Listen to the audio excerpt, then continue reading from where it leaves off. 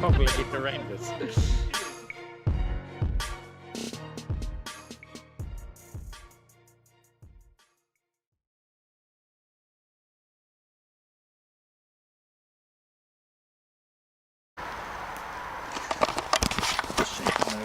Okay, as you can see, it's Jason, Luke who's hiding, Luke, and Sarah joining us tonight. So tonight we are LJS or maybe JLS, who knows?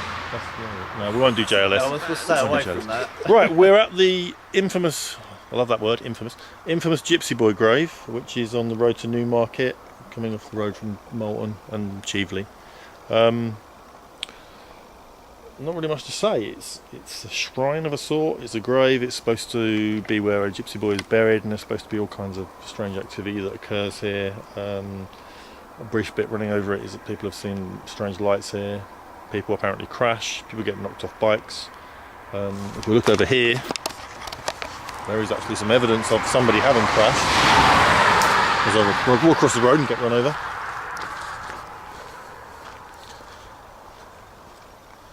But obviously doesn't prove anything. It's just one of those things. It's a legend that seems to have grown up, but obviously people are coming here and using this place as a shrine.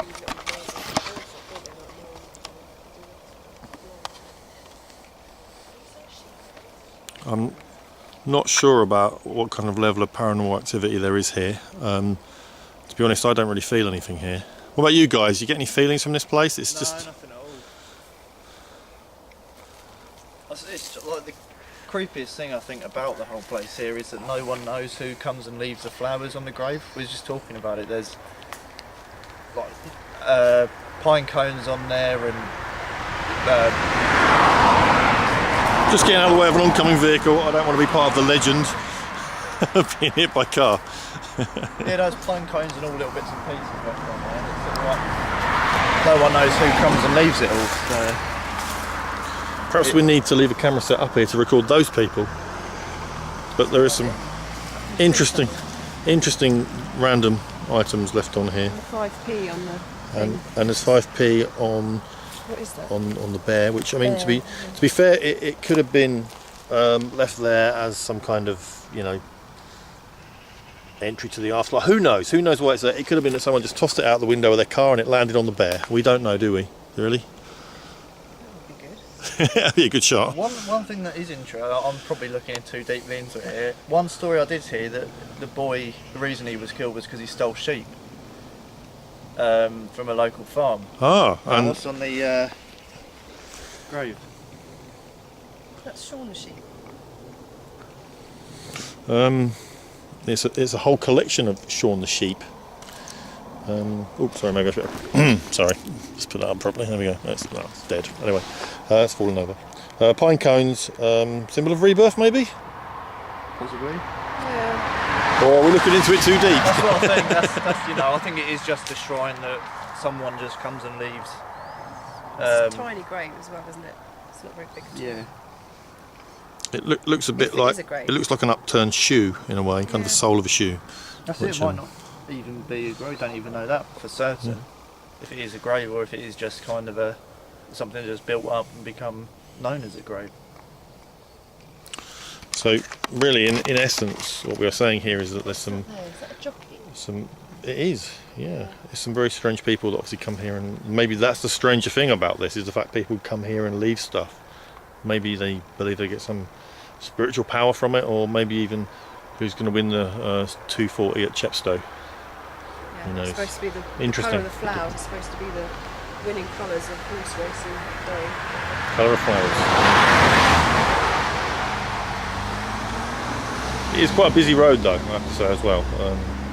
But no signs of anyone being knocked off bikes or anything. I can see how it could be done because it is right on a crossroad. Yeah. But same as any crossroads that's- anywhere in the yeah, world, exactly. really. I don't think that's down to the grave here. Okay, so we'll just leave you leave you some nice images of the grave.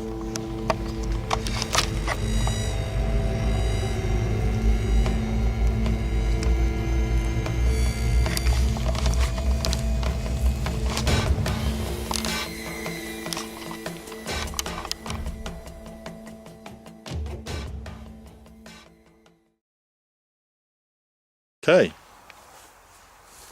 here we are. Yeah, back at Silverley.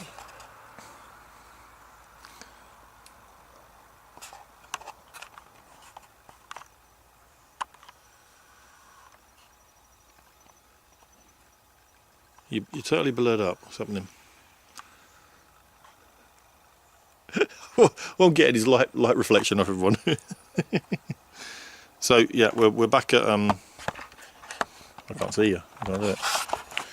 We're back at Silverley. Luke and I thought it'd be nice to come back here, see if we can get some interaction, because we didn't really spend a lot of time here, did we? So it'd be nice to do that.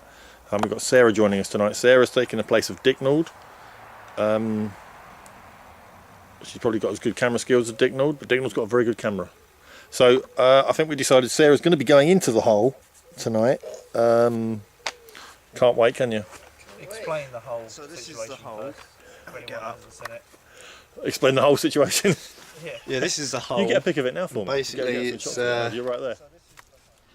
There's not much more to it really. It goes all the way up to the tower. There is some steps up there. But yeah, Dicknold went in here last time and had loads of fun getting in and out. So that's definitely the highlight of Silverley Church, I think.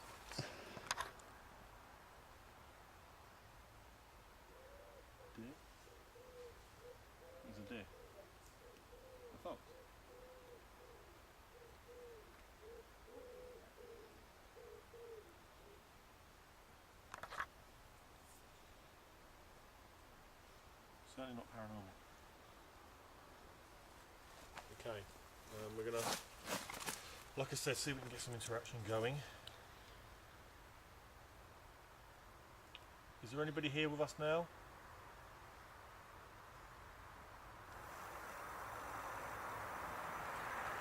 But I know this was a village a very, very long time ago, and I know we're going back probably what, 700-800 years to when it was being used. So if there is anybody here with us from that time and you would like to come forward and interact with us, we'd really like you to do so.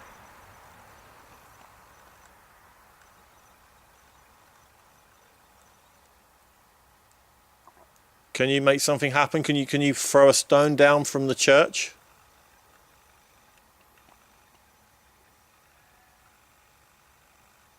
Noise in the background of sheep for a benefit of listening on audio. And road just next Yeah. to the church as well.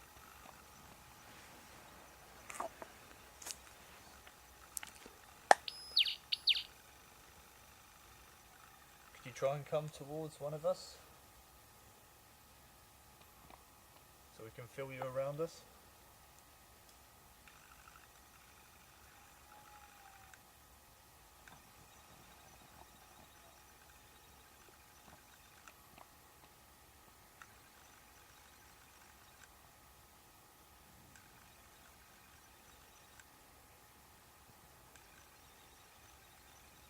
Sarah, what are your thoughts on this location? It's obviously first time here.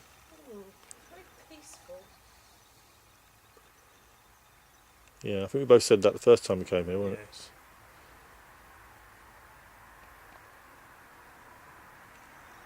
a pain there's a road so close. Yeah, that doesn't help.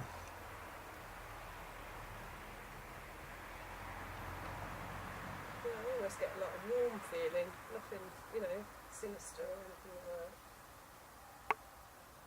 No, I mean, obviously from the first time that we came here and we brought Dick, it was just like a big laugh when Yeah. when we didn't get too much done the web investigating, because it was, once Dick had gone up in the hole and there was issues, it was more funny than anything. It was then after we left and went out onto the field that we had the UFO experience, and Luke's losing it. What are you remembering, Luke? Nothing. When Dick went in the hole and there was issues. Yeah, maybe I should have worded that better. Yeah, it's But not tissues. no. No. I just don't think, like we said before, if there is anybody sort of still around here from when the church was in use, it's 800 years ago at least. And from what I understand and from what I believe, hauntings almost fade away over time. They're not as strong as they once were, if you know what I mean. Yeah. I think that's exactly what's happened here, if there was any kind of energy around here from back then. No, I think I'm with you. It's it does feel too sort of peaceful. It's almost like the place has been blessed probably countless times. So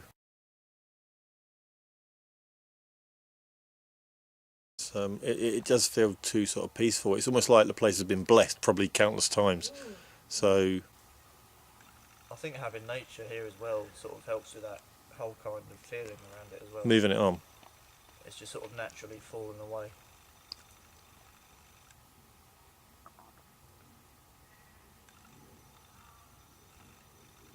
So what we maybe have here then is a good location for training people for paranormal investigating before taking them to a site where there's actual proper... I mean, that's not saying there isn't activity here, No. because there probably could be, but it's going to be very, very limited, I think, like you're saying. I think very subtle kind of indications of it, if there's anything.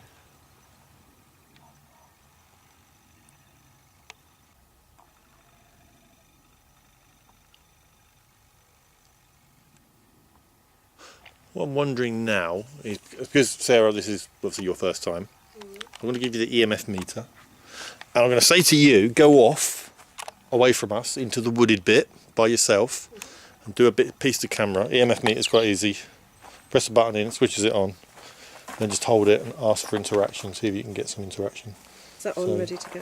Push the button in, Yeah. and then you're ready. Okay.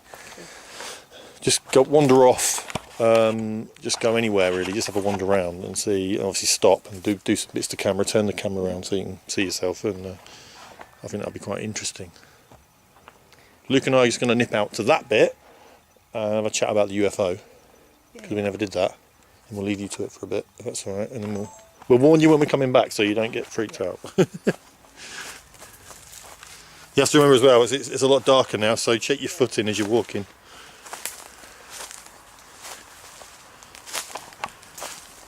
Okay, Luke and I are now going to head out to basically the area where we saw the UFO on the first night. See if we can clear up a little bit what actually occurred. Do a piece to camera. But it's something that stayed with me since that night. Just how random, paranormal events can be, and if you're not ready for them. I mean, I think we were a little bit unsure at first, weren't we? Right. Obviously, this is the area in question, and if you look there is the telegraph pole. We initially thought that the lights were reflection from car headlights. Did we not? Yeah, either that or the telegraph pole sort of rippling along. Both. That was easy to work out. You just walked closer towards it and saw that the lights weren't sort of near it anywhere. Car headlights makes no sense really. Where's the road? There's nothing over that way. Yeah. I mean, and the road here is blocked, and then you've got a hedge which would block out the lights certainly, and then obviously you need them pointing. You can see my hand there, pointing in that direction over towards it, and there is no physical way. Not just that, to have constant lights going, constantly at that time at night, on small roads, just won't happen, I don't think. No, it would have to be a busy, like a A14. A14, yeah, exactly. So that was, and both of those were the two first things we thought, which quickly we worked out was neither of them. Yeah, And obviously the thing for me which really did it as well was towards the end, where we had the as the light was moving across, it eventually went down over this area here, and then it sort of moved along that field, and then it was gone. So it's like we said, it's sort of one in a lifetime. Not one in a lifetime, but it's, you know, it was just, we were lucky, we were privileged to have been there on the night and got it. Even now I think about it sometimes and I just can't get my head around what it was we could have seen, because it was, it looked like it was coming from above the clouds almost as a searchlight, but I'm sure we'd have heard a helicopter. I mean, it's absolutely silent out here at that time of night. I'm sure we'd have seen a helicopter, or heard a helicopter, but it was moving too fast to be any aircraft I know about. Yeah. Yeah, in fact, it was just darting around, wasn't it? More than anything, it literally and it was went darting. up and down as well. Yeah, yeah. Changed It was patterns. pretty much just like this. It was random, and then down and gone. So, but this was over a 20-minute period, wasn't it? So, in fact, here now, look, here we go. You can see now. There's car headlights there, moving along. I think if Luke filmed that, you will see there's no reflection, anything going on. Certainly when the car gets to this point, you won't see the headlights till it moves past the edge there. There we go. Nothing. Yeah, the thing that I found strangest about it was the movements looked very, very controlled, but at the same time they were random. Big, weren't they? Yeah. Big random. Yeah, but it didn't, not any point did it look like a person was shining a light or was operating some kind of torch, because it was too controlled to be like that. But at the same time, it didn't look entirely mechanical because it was changing patterns every now and again. Yeah, I totally agree. That was very strange. The only way we could ever try and explain it would be if it happened now and then came across to us. Yeah. We could get a proper view of it. That'd be nice. It's completely the wrong time now, though.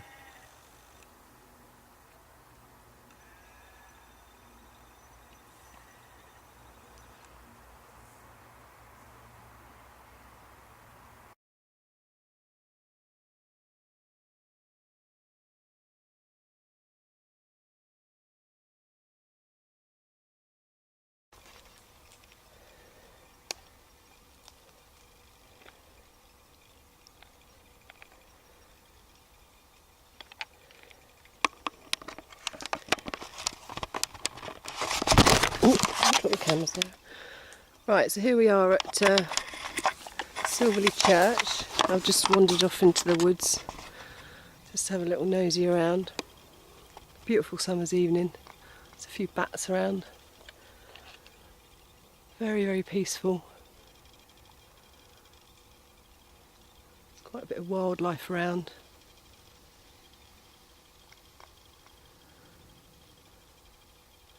Beautiful location.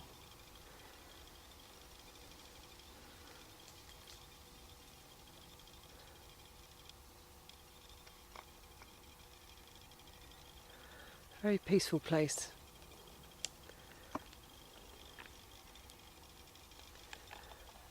There's lambs in the background that you can hear. It's very difficult with all the trees and everything because you think you hear things.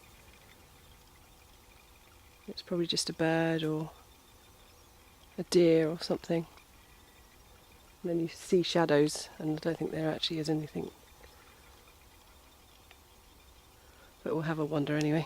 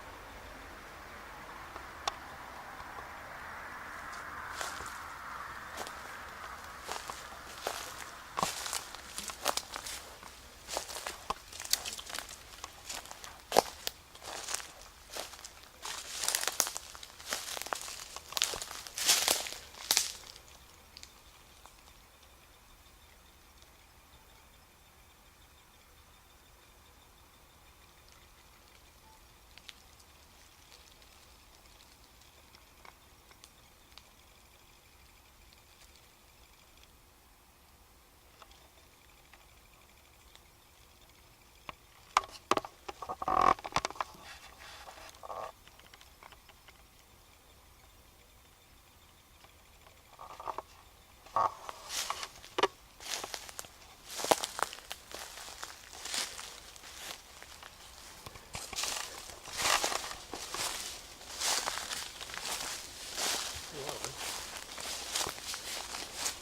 you getting on?